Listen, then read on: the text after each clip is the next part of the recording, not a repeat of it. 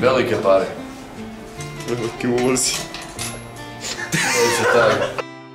Danas u prvoj epizodi Mračne tajne Light odgovaramo na pitanje koje si je svaki roditelj barem jedno postavio. Financija li moje djeci?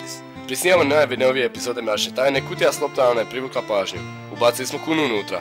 Loptu nismo osvojili pa smo se te večeri morali igrati s našim lopticama, ali potaknula se na razmišljanje.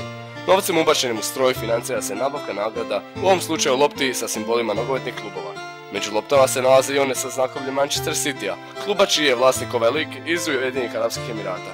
Opće je poznata činjenica da Ujedinjeni Arapski Emirati u suradnji s Amerikom, anglo-američkim ljudima i gušterima i chemtrailsima financiraju ISIS. Dakle, financira li vaše dijete ISIS? Ne znam, vjerojatno ne, ali samo zato što su lopte krivotvorene i uvezene iz Turske.